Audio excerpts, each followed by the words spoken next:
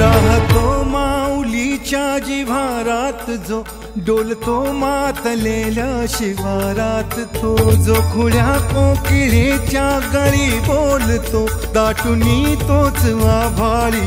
थांबतो नाचवी वीज जो त्याना भाच्या उरी होई काठी कधी आंधळ्याच्या करी घेऊन लाट ये जो किनाऱ्यावरी तोला सारा जगाचाही तो सावरी राहतो जो मनी या जनी जीवनी एका पाशाणी तो सांग मा बालका